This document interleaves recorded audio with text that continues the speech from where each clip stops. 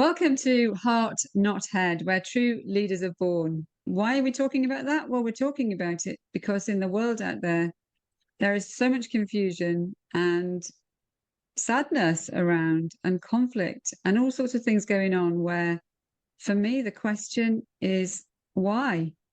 Why is it that there's so much pain in the world? Why is there so much heartache? There doesn't need to be. There doesn't need to be when we listen to who we really are and when we lead through who we are and lead through our hearts. And today I've got the lovely Nanette Murphy with me, and I'm really looking forward to a conversation around how she sees that, in her own life and with her clients. So welcome today, Nanette. Hi, thanks, Angela, so much for the introduction, and I'm excited to be here. I like to enjoy our conversations in the past, so I look forward to this. Yeah, we're going to do a bit of exploring today. Well, first of all, for anybody that's not met you before, just maybe give us a little précis, really, of who you are and what you do, what clients you serve. Sure, I am Nanette Murphy. I am based in the U.S. in the Detroit metro area in Michigan, and the mother of three, stay-home mom for years. Divorce sent me to a tailspin, but in 2020, believe it or not, I kind of started to feel grounded, and I started my journey, and now 4 years later, I'm a divorce and life transition coach. And my purpose and mission in life now is to change the way people approach divorce and how they transition into that next chapter, I like to call it, of life. It can be scary. It is scary, terrifying at times, but if you allow it, you can really grow and blossom into this amazing person that maybe you always knew was there, as was my case, but was never allowed to let her unleash. And that's what I really want to help people do, is to find that next purpose in life.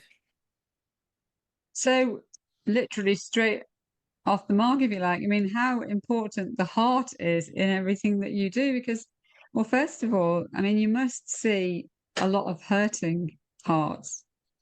Absolutely, absolutely. And it hurts my heart when I see someone else about to go through what I went through. The only difference for them is they have the knowledge of divorce coaches, or they have the knowledge of support around them, and not the opportunity to hire someone. I didn't know there was other avenues to take in my healing and in my journey through divorce. I thought, okay, gosh, I'm getting a divorce, I have to hire an attorney. And of course I hired one, but I have learned so much in the last 5 years that there's so much more to it than that. And I've learned that I mean, I knew it, that it's an emotional journey, and it's a roller coaster, and it's a typhoid, it's a typhoon hitting.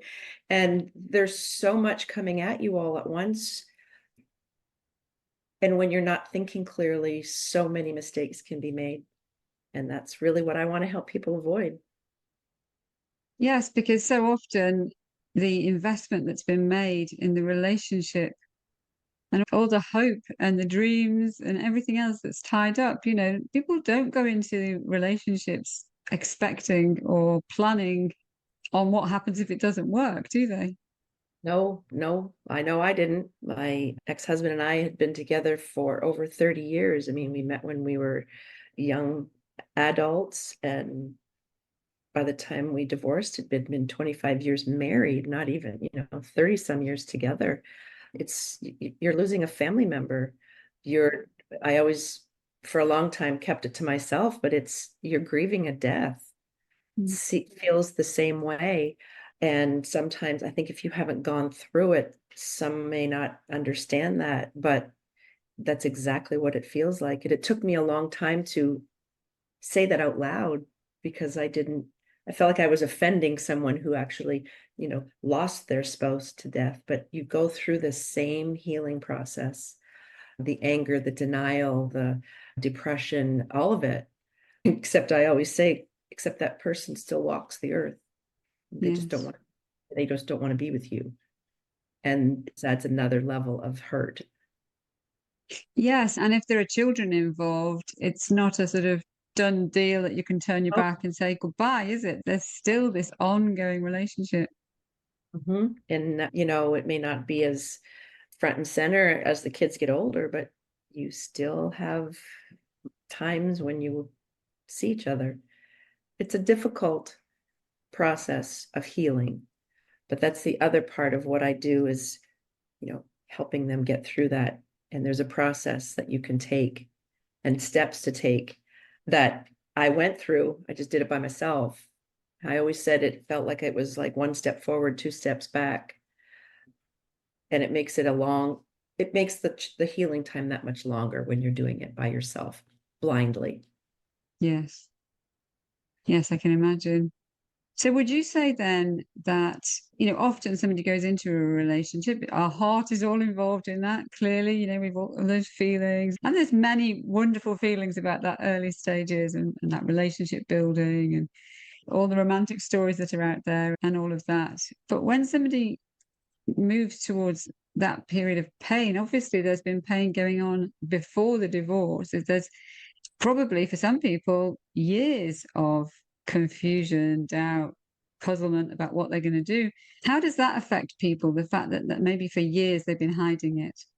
Oh, guilty as charged. I sat in denial for 2 years, thinking that I could fix things, that I could make things better, that I could, I wasn't myself. And then finally one day you get shaken up, and whatever that shake up looks like for someone. For me, it was a simple phone call, gaining more information of lies and etc. But it was a switch went off or a light bulb went on, whichever way you want to look at it. And I realized, like, what am I doing? And that literally kind of took me out of denial and made me realize the steps that I had to take to move forward. But that process is different for everyone. How long? There's no length of time. You can't, if somebody might see someone else who needs to get out of a marriage, well, you can't tell them, oh, you got to go now. They have to, they have to feel it and understand it and be willing to accept that this is what's happening. And that process is different for everyone, the length of time, but absolutely, I've seen people years, trying to make it work, sitting in denial, letting life go on while they're still stuck in this, like you're spinning the tires of your car stuck in mud. And is it a scary journey, that first step when you just like, I can't do this anymore? Terrifying.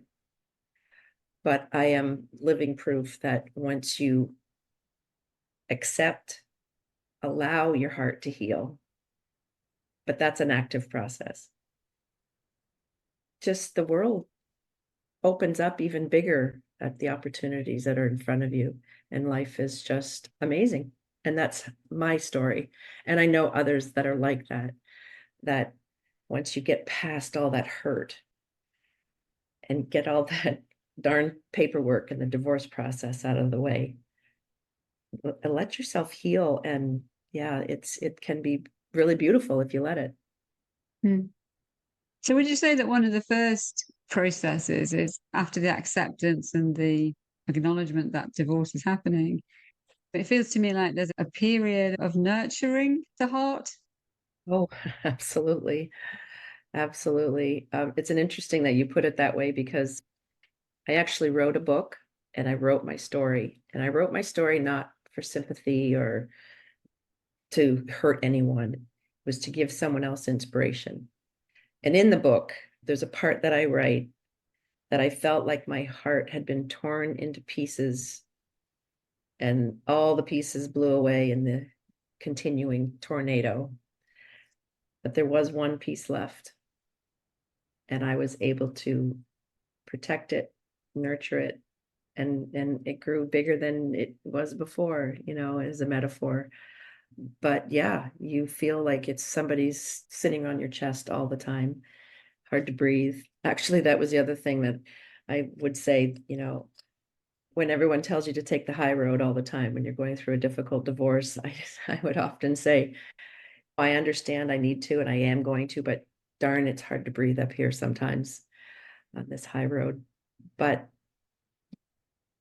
it all works itself through, and you realize that when you get through that darkness, that you are going to be right where you're supposed to be.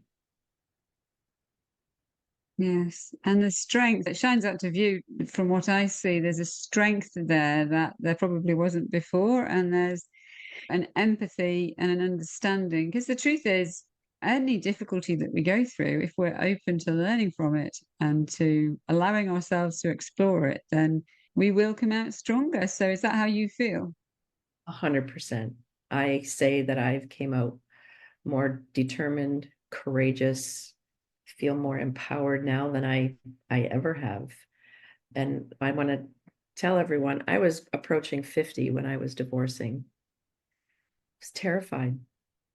You're with someone since you're 18 years old, and now you're like, what the hell am I going to do now? How do I move Mm. forward through this? And as I approach 60, I am so excited to see what's next. I often say, I used to fear the future and now it really excites me. So, what a great feeling that is. Yes. Yes, it is. And I think one of the reasons I want to do this series of a podcast is to really to look at the heart of people who have been through difficulties or lives. And it may not have been a specific difficulty, but it may have been just never quite getting there, that life never really reached the potential that they had. And now, as they move on, they're realizing there's so much more. There's so much more out there. I remember thinking at the age of 40, discovering when people said life begins at 40, it was like, I know what they mean. And then when I got to 50, I thought, no, no, no, wait a minute. Life's beginning at 50. And the more that you grow and the more that you develop, and the more you take hold of all the learnings and the experiences and the people that you've got to know, it begins to feel like I was born for such a time as this, that all my steps before have brought me to here today. And I want to go out there and help other people to reach that for them. So, with yourself, now I feel like you're leading, it is through your heart. It's through a heart that was hurting, a heart that was broken, a heart that had to heal. But now you can use that heart to lead other women. And I don't know, do you work with men as well, or is it mainly women? I've actually just started coaching men. And that was from the encouragement of men who, I spoke to a few of it, and I'm a believer that if you hear something, more than 3 times, then that's what's supposed to happen. And that's what happened. I thought, okay, I need to pay attention to what the universe is telling me. So actually, I just started June 1st offering my services of coaching to men because, yeah, I mean, we all have hearts and they all can get hurt and we all have to know how to heal. I believe that men and women approach it differently, and I want to explore that more with men to understand it myself, because I really do believe that we just have different ways of approaching it, but you still have to heal.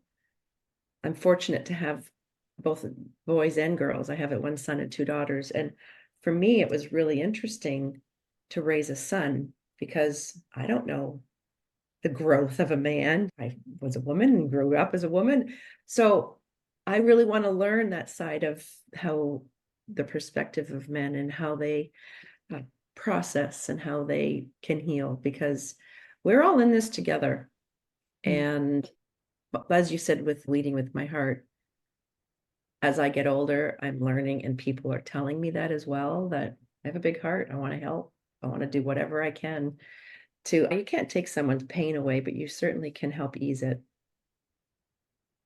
Yeah, it's absolutely true. We have 3 sons and 1 daughter, and watching their journeys through life, the things that they face. One of our sons is divorced at a very young age, and the trauma that he went through and the healing journey he's still on actually moved me deeply, deeply, because I don't think I'd ever experienced a man going through that. I'd had women friends who'd shared things with me, but to watch someone that you love going through that pain, there needs to be people like yourself. There need to be people out there who are willing to not judge and to say, do you know what? There are men and women in this world, and there are men and women who are hurting, and there are men and women who cause hurt, and we've got to find a way to move forward and to break free from the past. Yeah. So, would you say that When you're exploring that with somebody to begin with, is it a case of a sort of a gentle approach, but then helping them? Do they need to access their own feelings about themselves and maybe the failure that they feel, or there must be all sorts of emotions that come up? There's a million emotions that, and absolutely they have to address it. I've actually just in the middle of creating kind of like a workbook where they're answering questions, and it's covers like every detail about themselves, because when a couple divorces, clearly it's both sides. Yeah, you've got to answer a lot of questions, and you have to really get to know yourself. I know that happened for me, but I remarried 5 years ago, which is something I thought, no, no way. But now I approach this new marriage differently. I don't leave things unsaid. I don't leave room for error. There's always going to be error, but I want to fix something. I don't want it to break, so I want to keep nurturing it. And it's not easy. It's never easy. Marriage is not an easy business to be in. It is, because that's what it is. So I try to make sure that I don't allow things to slip off. I don't want any wheels falling off the wagon again. But that's all about communication. So yeah, I try to approach things with some knowledge that I've learned after being married 25 years and it ending. Yeah, there's one of my husband's favorite sayings is two things really. One about communication. Lack of communication is at the heart of so many difficulties, and the other one is point of transition, when things are changing. And he said it can be something as simple as going on holiday and you're now staying in a different house from where you normally stay. Just little things that can cause problems if they're not open, and you're not honest about them and you don't deal with them. And that's true not just in marriage relationships, isn't it? It's Oh, in true in absolutely. With your all children, sorts. friends, with your business associates. Yeah, you have to. But I always approach it with care and understanding and giving them space to first be emotional. I've always seemed to have a client who starts to cry and they apologize. I'm like, there is no need to apologize. This is the space that you're supposed to do it in. And this is what I've learned because I didn't have that. I saw a therapist, but that's for past things. The coaching, we want to help someone what you're dealing with right now. And if you need to cry, then cry. Absolutely. But you don't want to, quote unquote, waste that time with your attorney being emotional. That's when you need the tears to dry up and you need to be all business and make sure that stuff gets done. But with the coach, that's when those emotions are allowed to be released, and we can keep them accountable. How are you going to approach tomorrow if you need to get yourself out of bed? Let's have a mission let's have something that you want to accomplish, but that's not the attorney's job. That's my job.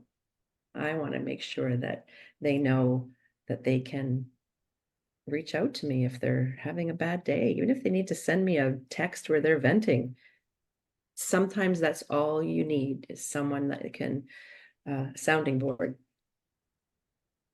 Someone that will listen and help, like you say, help you to express it and get it off your chest. And it's not, they don't necessarily need an answer, I suppose, at the Oh, time. It's just, I've just got to let go of it, because if I don't let go of it, it's just going to sit there and churn me up all day long. exactly, exactly. And this is really the approach that I am trying to take in my coaching to, first of all, help people understand that coaching is so essential.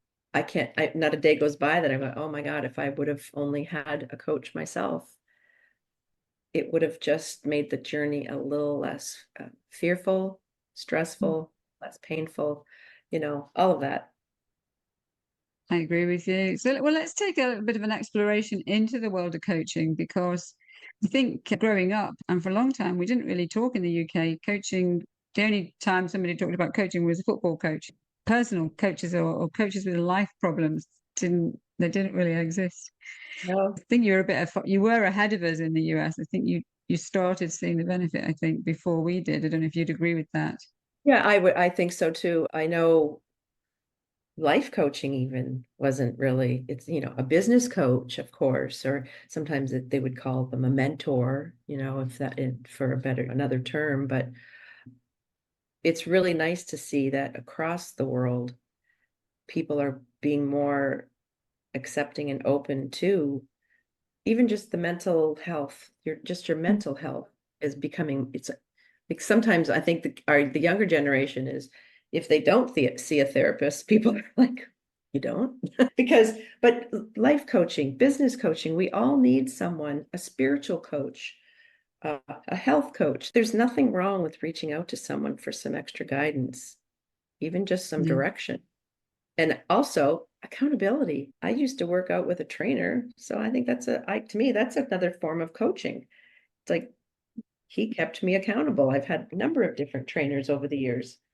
They keep me focused, they give me ideas, they make me see things differently, a different approach. And that's what life coaching is. And that's and divorce coaching as well.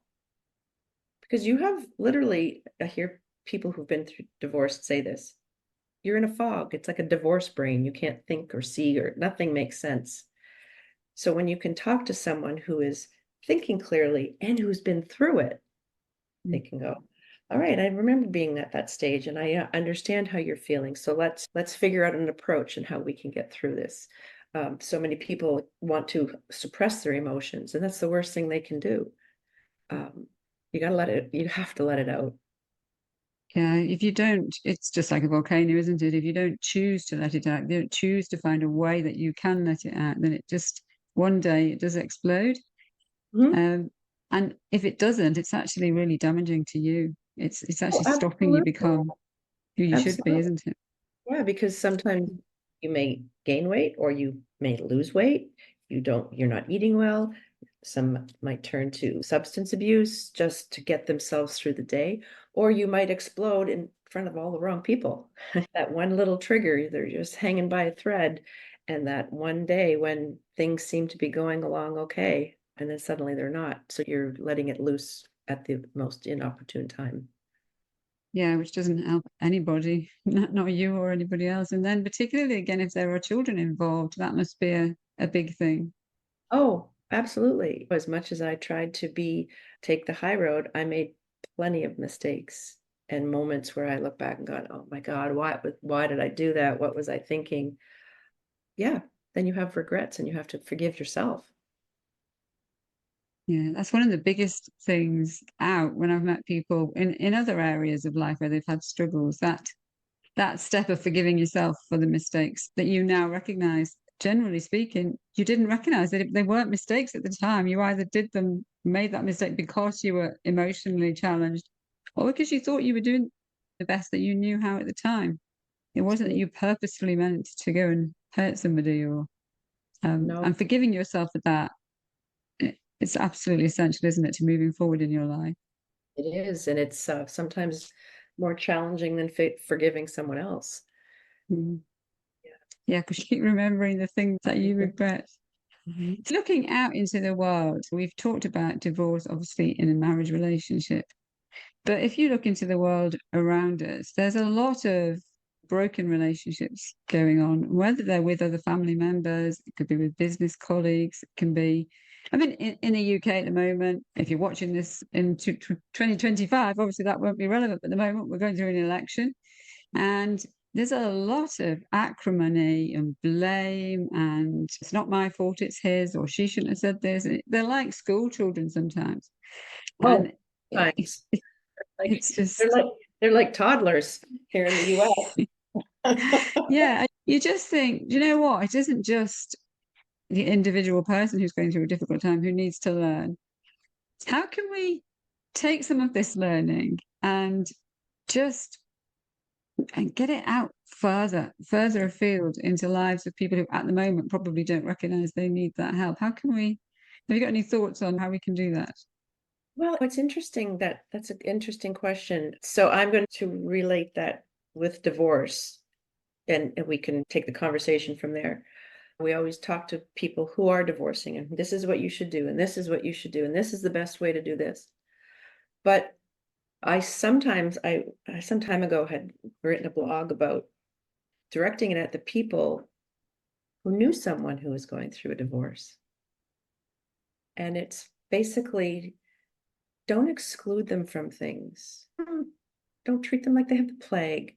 Give them the opportunity to come out with you and enjoy life, and give them that space that they may or may not need, but let them make that decision. And I guess in life, even if we don't always understand what someone's going through, give them some space to feel welcomed and feel like you're at least trying to understand them. Because we don't always understand what each other goes through, family life. Sorry, politicians, I can't even begin to try to understand them. That's a whole other segment. But I think just in life, and it's just generally what I try to live by is, and it's always not always easy, but try to put yourself in their shoes. And it's not always easy, and sometimes it's not even possible. But I think we just all have to show a little more kindness, understanding, generosity. And I don't even mean generosity financially. How about just a smile? How about just being kind to someone? I had someone buy me a coffee in the Tim Hortons the coffee drive-through once. And the next time I went through the drive-through, I did the same thing. I mean, if we all just kept paying it forward and show kindness, I think our whole world would be just transformed.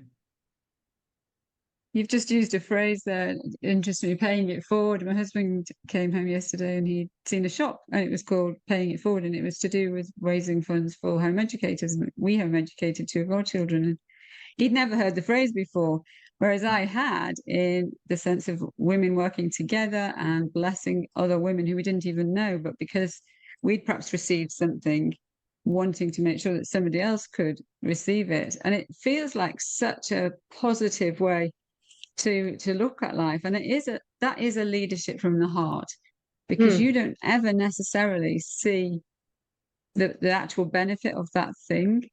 And it's not about that, is it? It's not about the person coming up and saying, "Oh, you're so wonderful that you did this." It's not. It's just about passing on something from us that will touch and heal and do something for somebody. Without any accolades to follow. Yeah. And that's true leadership, actually. The true leader isn't the person who wants all the medals and the awards and to be sort of praised and have people bow down. That's not the true leader. No. So one other thought in that, paying it forward and giving back, that's one of the things that I encourage my clients to do. Or even if I post a TikTok video on ideas, but it's giving back. That was part of my healing, was volunteer work. And I stress that this will give you way more than you think you're giving someone else. Like you'll get more back than you're giving just by giving your time, volunteering. I don't care how you volunteer. I don't know, go to a soup kitchen, go to work at a thrift store, whatever it looks like for you. That giving back is a part of the healing process. Key factor.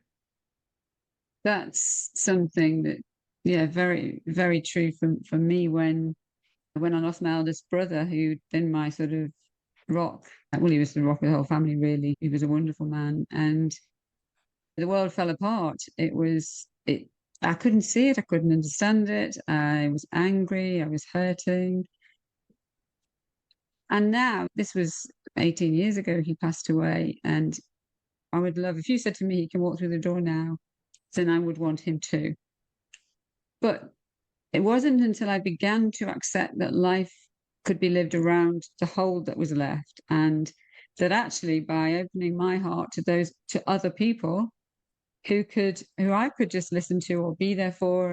And the number of times people have started conversations with me and said, "I don't know why I'm telling you this." And they're starting to talk about someone they've lost. And I know why and it's just that you are able, there's something in you that can reach into the place for them that nobody else perhaps can at that moment. And, again, with divorce, you've mentioned that there's that grief to go through. And I remember my sister saying, it wasn't that she was saying she wished her ex-husband had died. That's not what she was saying. She was just saying it would have been less complicated because he caused such a lot of damage and continued to cause it. And it was that I've got to deal with the betrayal side and the fact that he's still there. And that's a very complicated grief to go through. Oh, very, very complicated. And I understand what your sister's saying and felt the same way, because when someone betrays you, there's a fear that you'll never trust again. And there's a fear that you will never feel whole again. That was one of my biggest fears. But again, it's that one step at a time. You got to heal yourself first before you can move into anything else. People tend to try to rush through the emotions and ignore their feelings, and you can't. You have to address them all, and that grief is a big part of it. Mm. Yeah, it's really, really very important. I loved what you were saying then about going out and giving and fulfilling a part of you that perhaps actually opening doors inside of you that maybe you didn't even realize were there. I mean, you've spoken of discovering things about yourself and achieving things now that you never would have expected. Absolutely, absolutely. I am never considered myself to be a speaker ever. And now I've realized that when you have a topic that you're passionate about and you have words that you want to be heard, yeah, there's a part of me that's just like, wow, who are you and where have you been for the last 50 years? I've learned that you are where you're supposed to be at that particular time. And I'm working on doing a TEDx talk. I'm like, who would have ever thought? Who would have ever thought 5 years ago I could barely even videotape myself speaking to no one, so, let alone considering being on stage. But these are just things that you learn about yourself. And meditation was something I incorporated into my life. And I go in waves. I don't, sometimes you do it a lot, sometimes not. But those are other times when ideas come to you and feelings come over you. And if you just listen to that little voice inside you, because there is a voice in all of us, yeah, you can learn a lot. Can learn it, and and like you said before, you can pass it on. You can touch the lives of other people. Absolutely, absolutely. So when I started volunteering at a daycare center that was a part of a charity that I was already involved in. But it was all financially backed. I was always giving that way, but I never was able to say, okay, here's my time 2, 3 times a week. And that's when I really realized the power of giving of your time is, again, obviously helping the charity or the people that you're involved in, but whoever you're helping, oh my gosh, what they can give back to you is tenfold.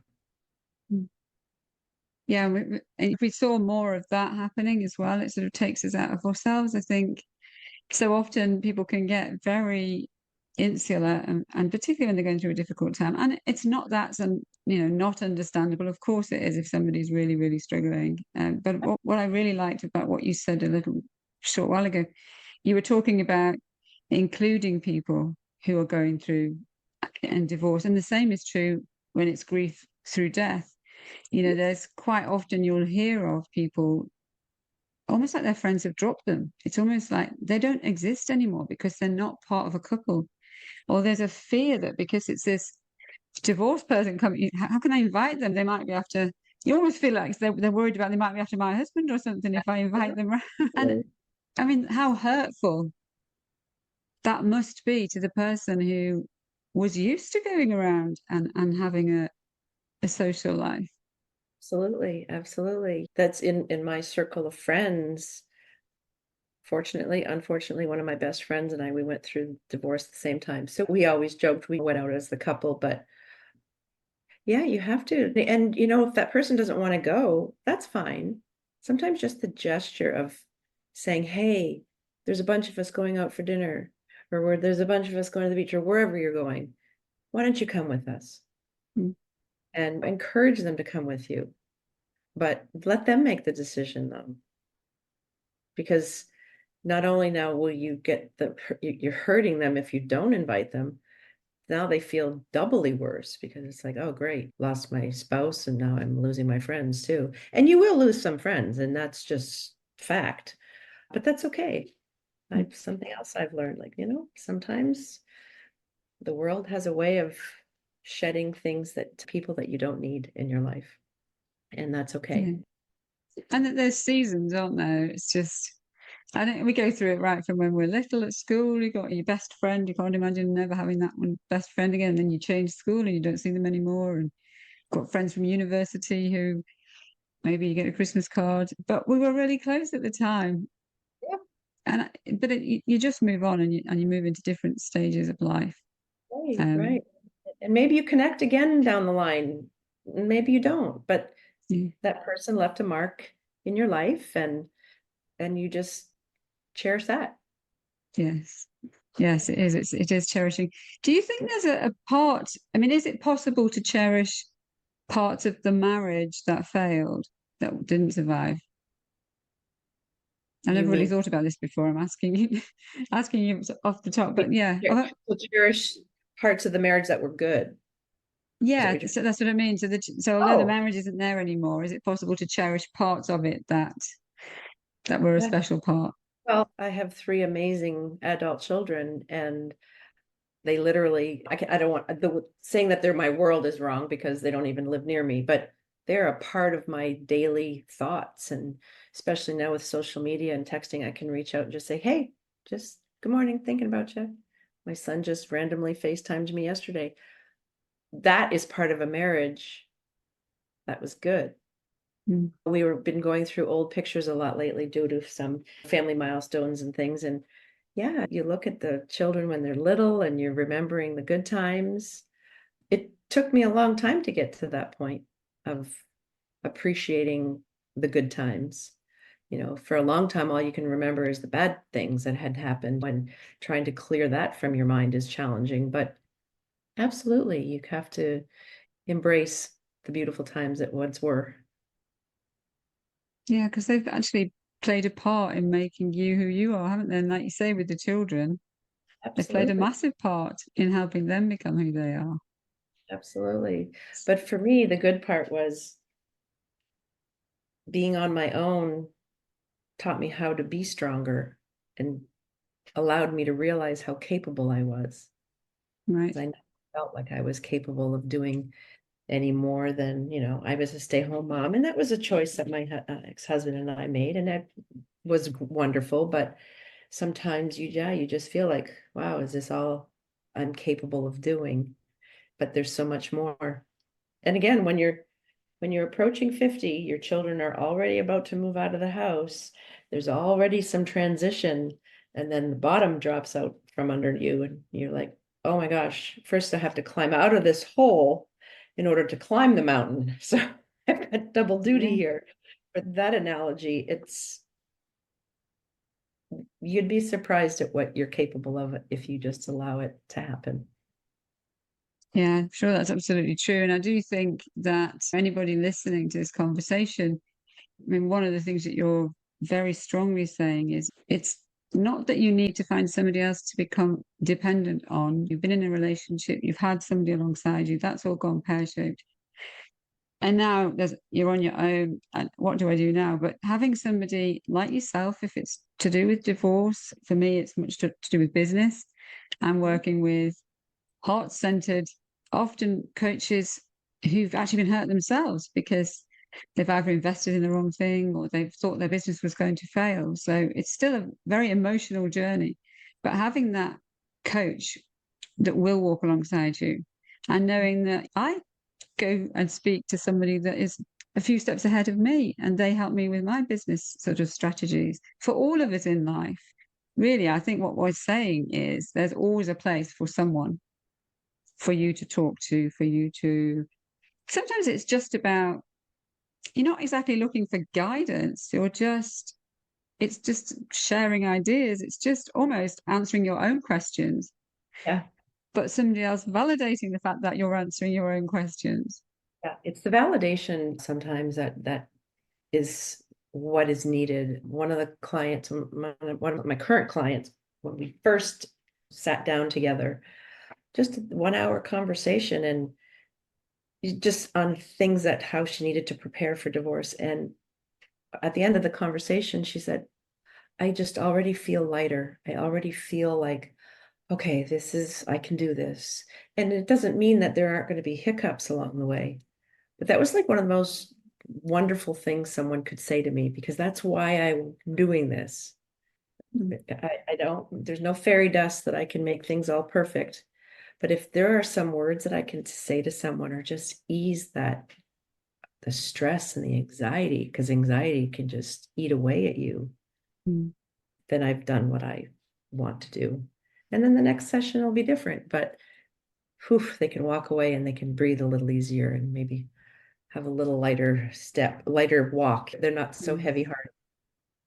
No, it's so important. I think one of the things that used to sort of stand out for me as a little girl was mum and dad were very keen on caring for the elderly people in the area. And I remember thinking as a child that Mrs. Davis was so light and bubbly, and she'd been through pain. She'd been married, she'd lost her husband, and there was 3 or 4 ladies more like her. And then there was a dear lady who lived with bitterness and pain, and she had never found a way to let go of it. And even as a little girl, I could see and feel it, and I was aware that people didn't really like to go and visit her because she would always be negative.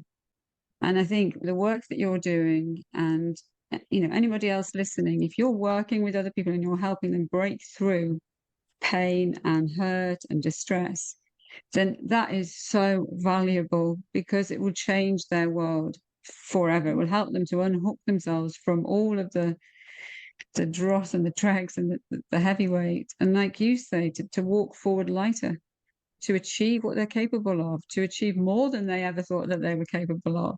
Absolutely. That is leading, that's helping, it's guiding. Yeah. It's Yeah. Taking that first step is terrifying. And I always tell them that you're going to have to step out of your comfort zone, think out of the box, and it's okay, and be uncomfortable for a bit, because it's okay to be uncomfortable. Great things come out of that.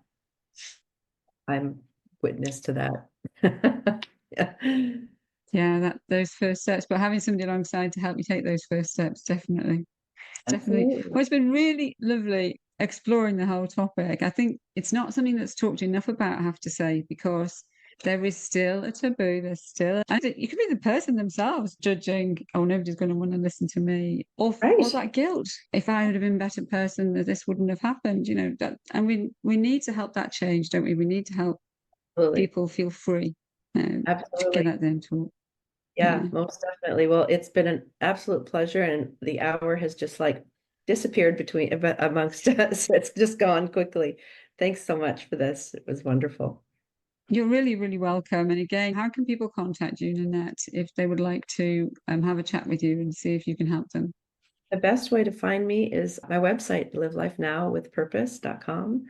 You can book a call. I offer consultation calls, and or email me. My email is there. I'm on social media, and it's all on my website. Brilliant. Well, thank you very much for coming along today again. Thank you so very much. Have a wonderful day, everyone.